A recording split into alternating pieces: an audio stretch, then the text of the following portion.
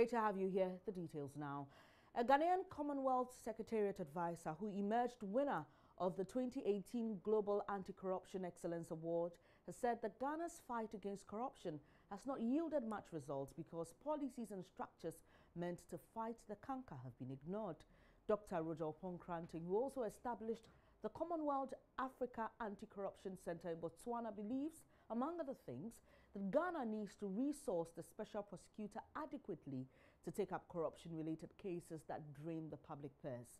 On structures that may be prompting corruption or promoting corruption rather than fighting it, Dr. Kranting cited, among others, the Asset Declaration Law, which he described as a joke. Now, I asked if the fight against corruption, as it stands, is hopeless.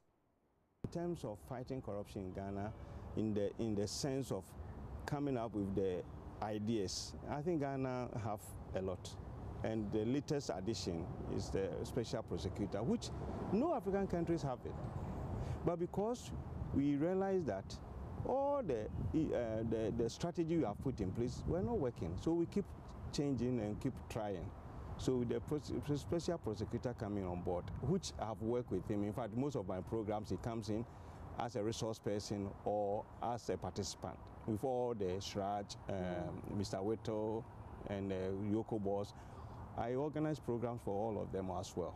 So yes, coming home, I think that yes, the problem is that if you come from the same country, sometimes it becomes a challenge how to deal with it. I quite remember one of the most effective ways of fighting corruption in most of the countries I've worked with. I brought the idea, it was published in the papers, but nobody carried forward because it's very, very, I would say, want of a better word, controversial, but that is how you fight corruption. Because corruption, if you look at fighting corruption, is not sitting in an armchair. Look at the words in the corruption parlance: combat, fight. So it's a war. You have to go after them. So one of the ways of fighting corruption is to change a particular law in the anti-corruption legal framework, that the proof of burden, normally in the common law, the proof of burden is on the one who accusing the other. So they say you are not guilty until you're found, you're proven guilty. But in fighting corruption, because of the secret nature, that's why corruption, we talk about perceived corruption. We can't say actual, because you cannot put your finger on it that I saw it. So when you are fighting corruption, we change that law, that particular law of not guilty until you're proven guilty. We say you are guilty of corruption until you prove to the court that you are not. So in that case, what do? The anti-corruption agencies will look at people's lifestyle. They look at your income. They look at your acquisitions, all the big fanciful buildings and all that. Then they will invite you to court. Simply explain to the judge how you acquire all these things. So now the onus on you to prove to court that, well, I got this asset because I had this from here. And when you have that, most countries like Hong Kong, Singapore and all others, you back off, because as soon as you acquire all these assets, you have to explain. Otherwise, you'll be in big trouble. In Singapore, one thing I learned about the anti-corruption agency in Singapore, they have what they call a tagline. It's a very interesting tagline they have. They say you are better off if you sin against God than to sin against the Anti-Corruption Bureau of Singapore. Now, what does that mean? God, if you sin against God, God is merciful. If you repent and you pray and you fast, you'll be forgiven. But when you sin against the Anti-Corruption Bureau of Singapore, no mercy. So in that interview, I asked Dr. Roger Opon-Kranting the issue of perception of corruption in the police service and what needs to be done for the special prosecutor's work to be effective. Over the years, the Corruption Perception Index puts the Ghana Police Service at the top. Yeah, the Afrobarometer, yeah. What is wrong with us in dealing with the institution itself as the police service, Yeah. and the perception of corruption?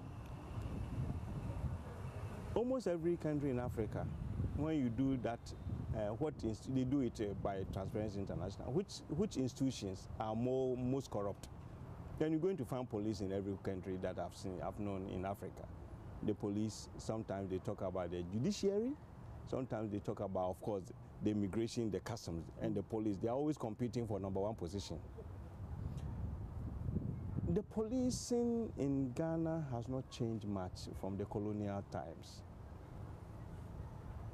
You see, when the colonials were here, the way they set up the police, they were supposed to be enforce law and order so that the citizens would keep quiet, for them to do their extraction and take our resources away. And if you look at the service conditions of the police, it was nothing to write home about. If you've been to police barracks, you look at their rooms, and those buildings are still there. We have not changed the policing, the service condition that much. Every government comes and goes, they tamper with it. Sorry to cut in, but there are those who said, oh, the single spine salary structure, of course, we all realize it did a lot for the police service, and some thought that we'll see some change, but it appears the problem is still the same. The salary structure, the single spine, if you look at it critically, it benefited the top most and the middle. The bottom part, the lower levels, the corporals and the inspectors, they didn't have much. But of course, I also been a public administrator person. I did public administration. I've been teaching public administration and all that. I know that the government pays the salaries of government workers. It's not easy to change, because if you add even one city to it, look at the hundreds of thousands of them. So the government, if you don't increase the wealth of the country, you cannot have enough to pay public sector salaries. Unlike private sector, you can increase their salary because you are dealing with few, 50, 10, 100 people. But if you touch the public sector salary, the teachers, the nurses, the police, the army, and a whole lot of, so it's not easy.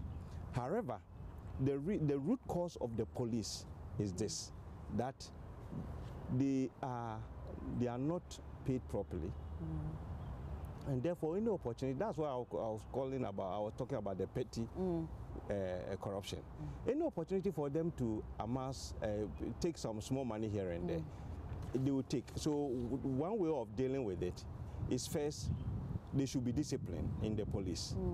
I think the police management should be able to instill some discipline in the police, because the police are supposed to be disciplined. If you go to UK, you can never bribe the police, no matter how meager they pay them.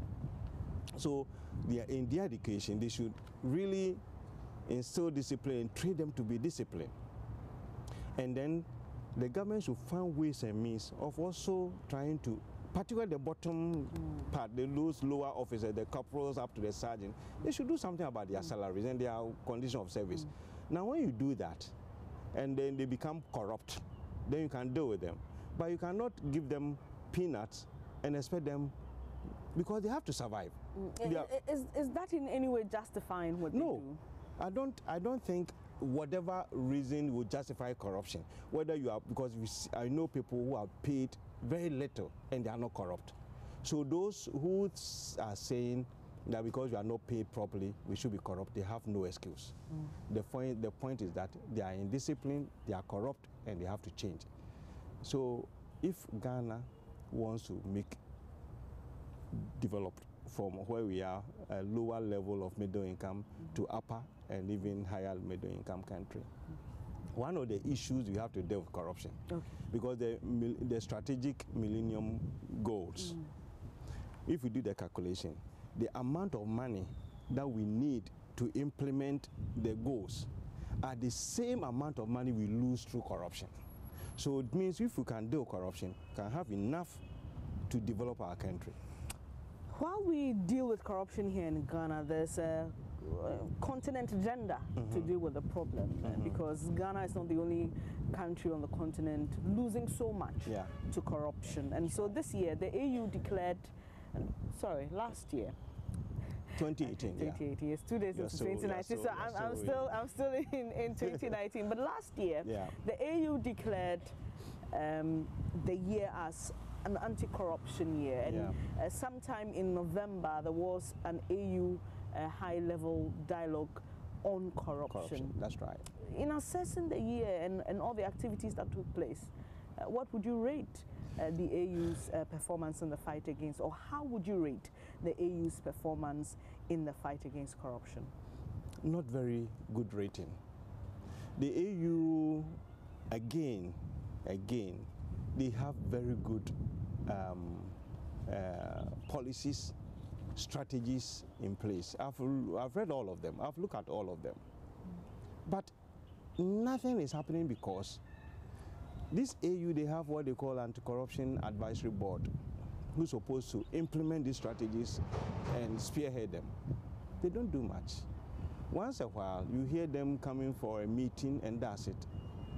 The AU came to this recognition, and that's why the AU devoted 2018 as anti-corruption year, and you put President Buhari as a champion of anti-corruption.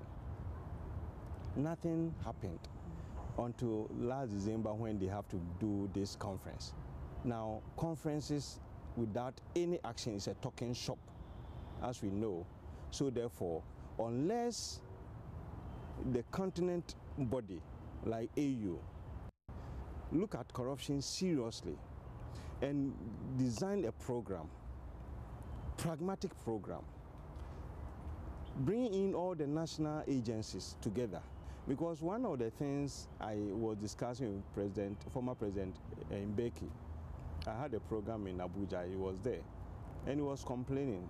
And I was saying that, look, you cannot fight corruption when you only bring political heads together. The president, they have so many things on their head.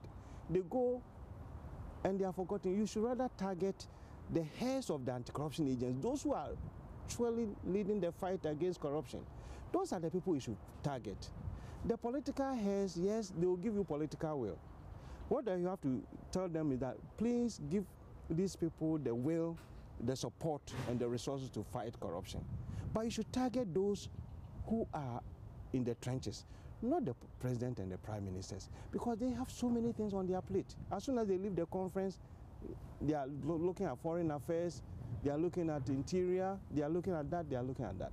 So if we really want to fight corruption, tackle or deal with the heads of anti-corruption agencies and law enforcement agencies and give them the resources, the recognition, and they will fight it. So unfortunately, I'm not going to give the AU fight against corruption any high marks because they haven't seen any impact at all. They had a conference in January, so 2018 has gone. In December, in November, December. Yes, in November, in the end of the year. Why didn't they have it in January? So that you can roll out the whole year, this is what we are doing. But you had it at the end, just to tick the box that, oh, we met and that's it, because 2019 is not anti-corruption year. So nobody is going to talk about anti-corruption in AU. That's not good enough. Doc, finally, I'd like you to answer this question as emphatic as you can. Yeah. Is Ghana on course in fighting corruption? Okay. I would say yes, if they will allow Martin Amido to work. If they will allow that man the resources, the space to do the work, I can vouch that we will be on the way to fight corruption. You won this award because of your innovation. That's right. In dealing with corruption in Commonwealth and non-Commonwealth nations. That's right. Are there any ideas you'd like to share with us? Is there anything that we can learn from this innovation of yours so that hopefully the next time I have this conversation with you, we'll be talking about good news with Ghana's fight against corruption. Yeah, I think the innovation is very important because, as you know, corruption has been with us for a long time. And we've been doing the same thing for a long time, and we are not getting the result. Because we say that if you do the same thing all the time, you're going to get the same results. If you want to get a new result or a better result, then you have to change the way you do things.